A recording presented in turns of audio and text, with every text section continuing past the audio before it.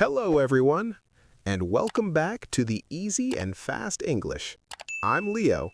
And I'm Maria. We're so glad you could join us for what we think is going to be one of our most valuable episodes yet. It really puts things in perspective. English truly has become this global bridge language, hasn't it?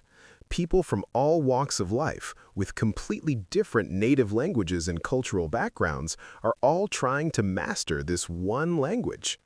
And they're all facing similar challenges, similar frustrations, and similar victories along the way. There's something really unifying about that shared experience. That's exactly why we wanted to dedicate this entire episode to English learning. Not just surface-level tips, but a deep dive into what it really takes to become confident and fluent in English. We're going to talk about the psychology of learning, practical strategies that actually work, common pitfalls to avoid, and so much more. Whether you're a complete beginner feeling overwhelmed by where to start, an intermediate learner who's hit that frustrating plateau, or an advanced speaker looking to polish those final rough edges, this episode has something for you. We'll also be sharing some personal stories from our own language learning journeys, because we believe that learning from real experiences is often more valuable than any textbook advice. And we'll answer some listener questions at the end, so stick around for that. So, grab your favorite beverage, get comfortable, and let's dive into this conversation. This is going to be a longer episode, but we promise it'll be worth your time. All right, Leo, ready to get started? Let's do it. So, Leo, you've been teaching English for over a decade now. In all that time, what would you say is the single biggest obstacle people face when trying to learn English? That's a great opening question, and honestly, I've thought about this a lot. There are obviously many challenges: grammar complexity, pronunciation difficulties, limited vocabulary. But if I had to identify the number one obstacle, it would be psychological. It's fear, specifically the fear of making mistakes and looking foolish. Oh, I can relate to that so deeply. When I first started learning English is actually my third language after Spanish and Portuguese. I was absolutely terrified of speaking. I would rehearse sentences in my head 10 times before saying them out loud, and even then my voice would shake. What was your specific fear? Were you worried about grammar mistakes, pronunciation, or something else? It was a combination, really. I was afraid people would judge my accent, that I'd use the wrong word and accidentally say something embarrassing, or that I'd get stuck mid-sentence and everyone would be staring at me waiting. The social anxiety of it was overwhelming. That's such a common experience.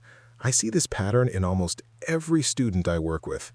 They spend years studying English, reading textbooks, doing grammar exercises, watching videos, but they avoid actually speaking because of that fear. And the irony is that speaking is the skill they usually need most. Exactly. It's like someone who wants to learn to swim but refuses to get in the water because they're afraid of splashing around awkwardly. You can't learn to swim without getting wet, and you can't learn to speak without, well, speaking. So how do we help people overcome this fear? What's your approach with your students? The first thing I do is reframe how they think about mistakes. Most people see mistakes as failures, as evidence that they're not good enough. But in language learning, mistakes are actually essential data. Every mistake is your brain testing a hypothesis about how the language works.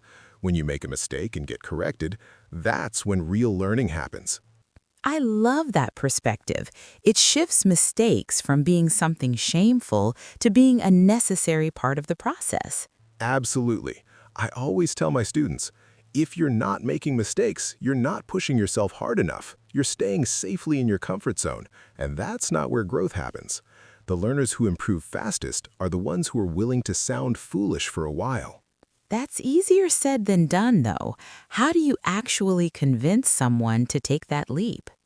One technique that works well is what I call exposure therapy with training wheels. I have students start by recording themselves speaking alone with no audience. They can listen back, notice their mistakes, and get comfortable hearing their own voice in English without the pressure of someone watching them. That's brilliant. It builds confidence gradually. Then we move to speaking with me, their teacher, in a safe, judgment-free environment, and eventually they build up the courage to speak with strangers or in group settings. It's a progression. I wish I'd had that structured approach when I was learning. I basically just forced myself into uncomfortable situations and hoped for the best. Sometimes that works too. Different approaches work for different personalities, but for people who are really paralyzed by fear, having a gradual pathway can be helpful. Let's talk about another psychological factor, motivation. A lot of people start learning English with enthusiasm, but then that motivation fades. Why does that happen, and how can people sustain it? Motivation is fascinating because it's not just one thing. There are actually two main types of motivation in language learning: intrinsic and extrinsic. Extrinsic motivation comes from outside. You need English for a job, for school, to pass a test. Intrinsic motivation comes from within. You genuinely enjoy the process. You're curious about the language. You find it satisfying. And which one is more powerful? Research shows that intrinsic motivation leads to better long-term outcomes. If you're only learning English because you have to, you'll likely give up as soon as that external pressure disappears. But if you find genuine enjoyment in it, you'll keep going even when it gets hard. That makes so much sense. I think that's why I eventually succeeded. I found ways to make English learning enjoyable rather than just a chore. The key is connecting English to things you already love. If you enjoy movies, watch films in English. If you love music, learn the lyrics to English songs. If you're into cooking, follow English cooking channels. Make English a vehicle for your passions, not just another subject to study. That's such valuable advice. Don't just study English, live in English, even if it's just for small parts of your day. Exactly. And another thing about motivation, it's not constant. People think they need to feel motivated every day, but that's not realistic. Motivation comes in waves. The important thing is to build habits that keep you moving forward even when motivation is low. Discipline over motivation. Precisely. If you've built a habit of studying English for 20 minutes every morning, you don't need to feel motivated to do it. You just do it because it's what you do. Let's touch on one more psychological aspect, identity. I've noticed that as people become more fluent in English, they sometimes feel like they're becoming a different person. Has that been your experience? That's a really insightful observation. Yes, absolutely. Language is so tied to identity. The way we express ourselves, our sense of humor, our personality, they can all shift when we're operating in a different language. I sometimes feel like I'm more serious in English than I am in Spanish. In Spanish, I'm playful and make jokes easily. In English, I tend to be more straightforward and careful. That's very common. People often feel like they lose some of their personality when speaking a new language because they don't have the same range of expression. They can't be as nuanced, as funny, as clever. It can feel like a loss. How do people deal with that? First, by recognizing that it's temporary. As you become more fluent and comfortable, more of your personality will emerge in English. And second, by accepting that having different sides of yourself in different languages isn't necessarily a bad thing. It's actually quite rich and interesting. I like that. It's not about losing yourself, it's about discovering new aspects of yourself. Beautifully put. Let's get practical now. When we talk about language learning, we usually break it down into 4 skills: listening, speaking, reading, and writing. How should learners approach each of these? Great question. Let's start with listening, because it's often the skill people struggle with most, especially when dealing with native speakers. Why is listening so difficult? I remember feeling like native speakers were talking at lightning speed when I was learning. There are several factors. First, connected speech. Native speakers don't pronounce each word separately and clearly like you might hear in a classroom. They link words together, drop sounds, use contractions. What do you want to do becomes what do you want to do? Yes, that used to confuse me so much. I'd know all the individual words, but I couldn't understand them when they were strung together naturally. Second, there's the issue of accents and dialects. English has so many variations: American, British, Australian, Indian, and countless regional accents within those. A learner might understand one accent perfectly, but struggle with another. I remember the first time I watched a movie with Scottish characters. I had to turn on subtitles because I couldn't understand a word. Train spotting? So what's the solution? How do people improve their listening skills? First, vary your listening materials. Don't just listen to slow, clear educational content. Challenge yourself with podcasts, YouTube videos, movies, songs, real-world English in all its messy glory. Even when you don't understand everything? Especially when you don't understand everything. Getting comfortable with ambiguity is crucial. You need to learn to catch the gist even when you miss specific words. So true. Most learners want to understand every single word. And that perfectionism holds them back. Native speakers don't even understand every word when listening to English. We fill in gaps from context all the time. Okay, moving on to speaking. This is where a lot of that fear we talked about comes into play. What's your advice for improving speaking skills? The most important thing is to start speaking as early as possible. Don't wait until you feel ready. You'll never feel ready. Start speaking from day one, even if it's just simple phrases. But what if you don't have anyone to practice with? There's so many options now. Language exchange apps like Tandem and HelloTalk connect you with native speakers who want to learn your language. Websites like italki let you book affordable conversation lessons with tutors. And if all else fails, talk to yourself. Talk to yourself? Seriously, narrate what you're doing throughout the day. I'm making coffee now. I'm adding 2 spoons of sugar. It sounds silly, but it gets you comfortable forming sentences and speaking out loud. I used to do that, and I also recorded myself talking about my day and then listened back. It was cringy at first, but it helped me notice my mistakes. Recording yourself is incredibly valuable. Most people have no idea what they actually sound like until they hear a recording. It can be uncomfortable, but it's one of the fastest ways to improve pronunciation and fluency. What about pronunciation specifically? So many learners worry about having an accent. Let me be very clear about this. Having an accent is not a problem. Everyone has an accent. I have an accent when I speak English, even though I'm a native speaker. It's just an American accent. The goal isn't to eliminate your accent. It's to be clear and understandable. That's such an important distinction. I wasted so much time trying to sound American when I should have been focusing on being understood. That said, there are some pronunciation issues that can cause misunderstandings. Those are worth working on. Things like confusing minimal pairs, like ship and sheep, bad and bed. If your pronunciation of these causes confusion, then yes, practice them. How do you practice pronunciation effectively? Shadowing is one of the best techniques.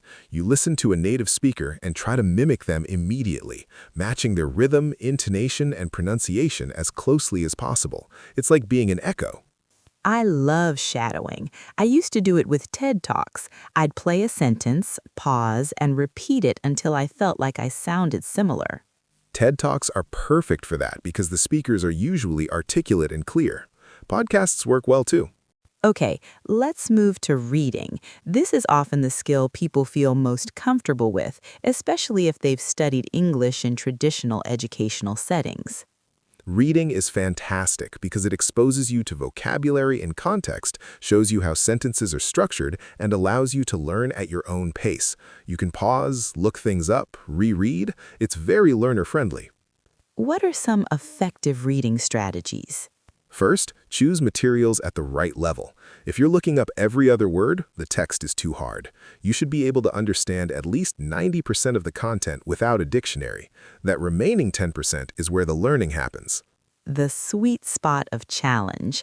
I used to interrupt my reading constantly to look things up, and it made reading feel like a chore.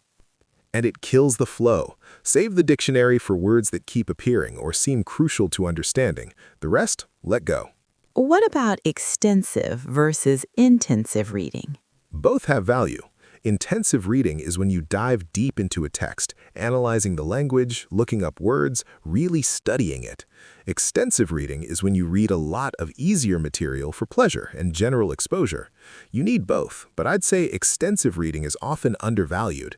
The sheer volume of exposure you get from reading extensively pays huge dividends. I became a much better writer by reading extensively. I absorbed patterns and phrases without consciously studying them. That's how language acquisition works at a deep level.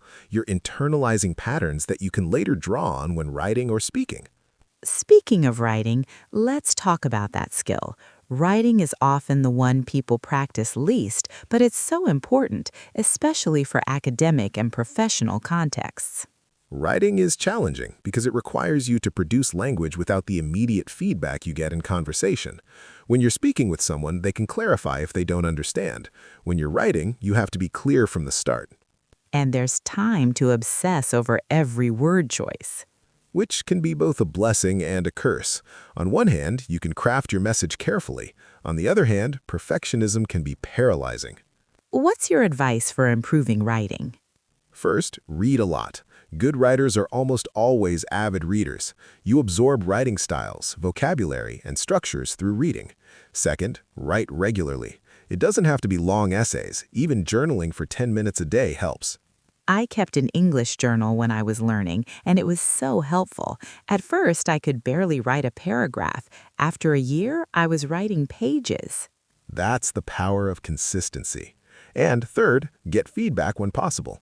Use language exchange partners, online communities like Lang8 or Hello Native, or hire a tutor to correct your writing. Feedback is essential for improvement. One writing tip I found helpful was starting with imitation. I'd read a well-written article and then try to write something similar, mimicking the structure and style. It helped me learn what good writing looks like. That's an excellent technique. You're essentially apprenticing yourself to good writers, learning their craft by copying their moves. Let's dive deeper into 3 specific areas that learners often worry about: grammar, vocabulary, and pronunciation. Starting with grammar, this is where a lot of people get stuck. They feel like they need to master every rule before they can speak. The grammar perfectionist trap. I see this all the time. People delay speaking because they want their grammar to be perfect first, but that's completely backwards. Really? So you don't think people should study grammar? No, I'm not saying that. Grammar is important, especially for formal writing and professional communication, but it shouldn't be a barrier to speaking. You should start speaking from day one, even with terrible grammar. That feels counterintuitive to a lot of people. I know, but think about how children learn language. They don't study grammar books first. They listen, they babble, they make tons of mistakes, and gradually they get better. Adults can actually accelerate this process by combining natural exposure with some structured grammar study, but the principle is the same. So when should people study grammar? I think of grammar study as something you do to refine and polish your English, not to build the foundation. The foundation comes from exposure and practice. Once you have some basic communicative ability, then studying grammar can help you understand why things work the way they do and clean up persistent errors. That makes sense. Learn the patterns naturally first, then study the rules to understand them. Exactly. And focus on high-frequency grammar first. Don't worry about obscure rules that native speakers rarely use. Master the present tense, past tense, future forms, conditionals. These are the workhorses of English communication. What about those tricky areas like phrasal verbs? English has so many of them, and they seem illogical. Phrasal verbs are definitely challenging. Look up, look down on, look after, look into. Same verb, completely different meanings. The best way to learn them is in context, not as isolated vocabulary. When you encounter a phrasal verb in something you're reading or listening to, pay attention to how it's used. I used to make flashcards with example sentences rather than just definitions. That helped me remember them better. That's a great approach. Context is everything with phrasal verbs. Okay, moving on to vocabulary. This is another area where people often feel overwhelmed. English has such a massive vocabulary. It really does. Estimates vary, but English has somewhere between 170,000 and 250,000 distinct words. No one knows them all, not even native speakers. So, how many words does a learner actually need? For daily conversation, 3,000 to 5,000 words is plenty. That covers about 95% of the words you'll encounter in daily life. For more advanced purposes, like academic study or professional work, you might want 8,000 to 10,000 words. That's more manageable than 250,000. How do you recommend building vocabulary?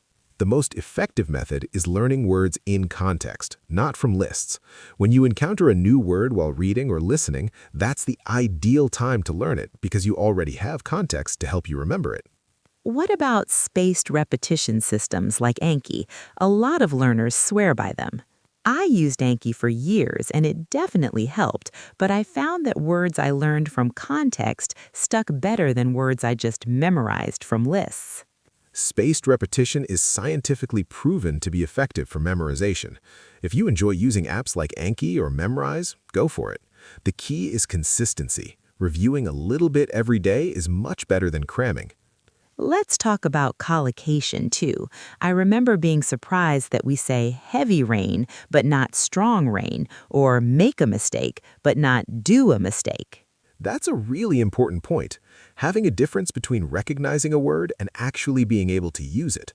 Words learned in context are more likely to become part of your active vocabulary. How do you learn collocations? Reading and listening extensively is the best way. You absorb these patterns naturally. There are also collocation dictionaries that can be helpful when you're writing and want to check which words go together. Okay, let's circle back to pronunciation for a moment. We touched on it earlier, but I want to go deeper. What are the most common pronunciation challenges you see? It depends on the learner's native language, but there are some universal challenges. English vowel sounds are notoriously difficult because there are more vowel sounds than letters, and the spelling doesn't reliably indicate pronunciation. The classic example being though, through, thought, tough, and bow, all spelled with O-U-G-H, but all pronounced differently. English spelling is a nightmare. It's the result of historical accidents, borrowings from other languages, and resistance to spelling reform. It's something learners just have to accept and work around. What about consonant sounds? Some sounds don't exist in many languages, like the th sounds in think and this. Many learners substitute s or z or t or d instead. It's understandable, but it can affect clarity. I practiced TH sounds for months. I used to put my tongue between my teeth in front of a mirror like a crazy person. Whatever works. The key is being aware of the sounds that don't exist in your native language and giving them special attention. What about word stress and intonation? Those seem to make a big difference in how natural someone sounds. They absolutely do. English is a stress-timed language, which means stressed syllables are longer and clearer, while unstressed syllables are reduced and rushed. Getting the rhythm right makes a huge difference in how natural you sound. And intonation conveys meaning too, doesn't it? Rising intonation at the end of a statement can turn it into a question, for example. Exactly. Intonation carries emotional and attitudinal information. It can indicate whether you're asking a question, making a statement, being sarcastic, being enthusiastic, and so on. It's a crucial part of communication. How do people work on these aspects? Listening and mimicking is the best approach. Pay attention to how native speakers stress words and use intonation and try to copy them. Recording yourself and comparing to native speakers can be very revealing. Let's talk about something really practical. A lot of people think you need to live in an English-speaking country to become fluent, but that's not realistic for everyone. How can people create an immersion environment wherever they are? This is one of my favorite topics because it's so empowering. You absolutely do not need to live in an English-speaking country to become fluent. I've met people who became incredibly fluent while living in countries where almost no one spoke English. They just created their own English environment. How did they do it? First and foremost, change the language settings on all your devices. Your phone, your computer, your social media accounts, switch them all to English. It might be frustrating at first, but you'll learn so much functional vocabulary just by navigating menus and settings. I did this with my phone when I was learning, and it was such a simple change that made a big difference. I learned words like settings, notifications, privacy, and storage without even trying. Exactly, and you'll be surprised how quickly you adapt. Within a week or two, it'll feel normal. Let's shift gears and talk about some common mistakes learners make. Not language mistakes, but strategic mistakes in how they approach learning. Great topic. I see the same patterns over and over, and they're all avoidable. What's the first one?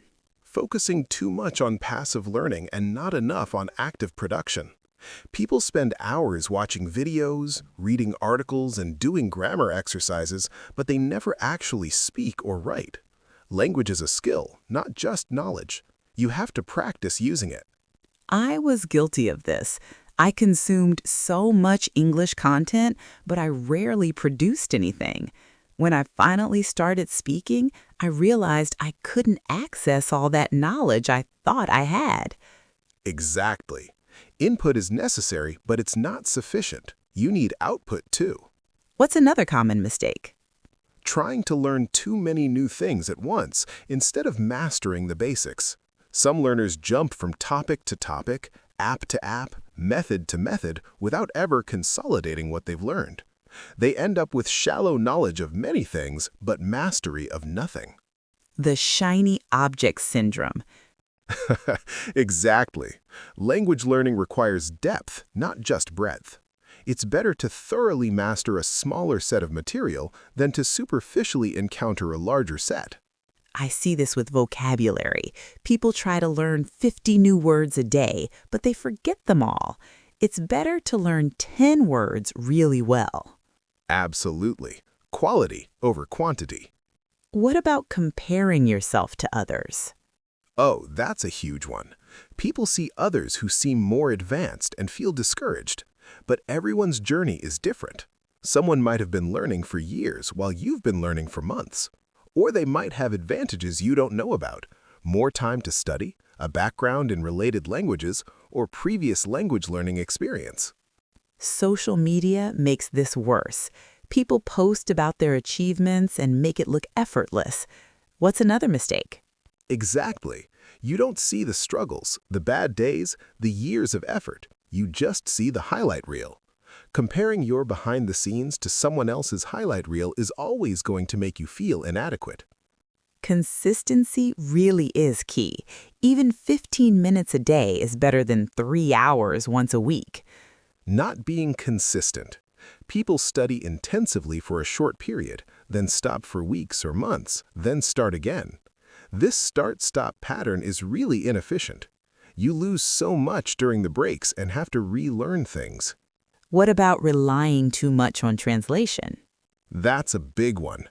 When you're a beginner, some translation is inevitable, but as you advance, you want to move away from it. If you're always translating in your head, your English will be slow and unnatural. You want to get to the point where you think and respond directly in English. I remember the moment I realized I was dreaming in English. It felt like such a milestone. That's a great sign. It means English is becoming internalized, not just something you translate to and from. One more mistake, not using English for real purposes. Yes, people practice English in artificial contexts, textbook exercises, language apps, but they never use it for actual communication. Language is a tool for connecting with people, sharing ideas, getting things done. If you're not using it for real purposes, you're missing the point. Find ways to use English that matter to you. Write emails, have conversations, read about topics you care about. Exactly. Make English meaningful, not just an academic exercise. We have time for a few listener questions. Leo, you want to take the first one?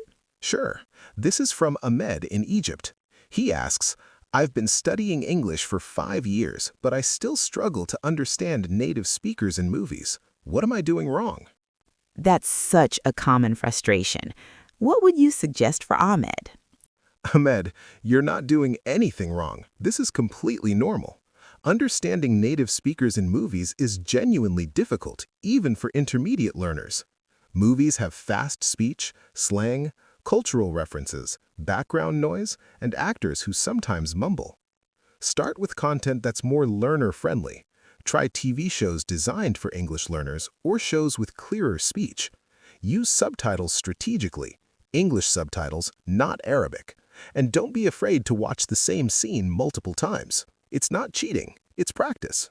I'd also suggest starting with shows you've already seen in your native language. Knowing the plot helps you fill in gaps in understanding. Great tip. And be patient with yourself.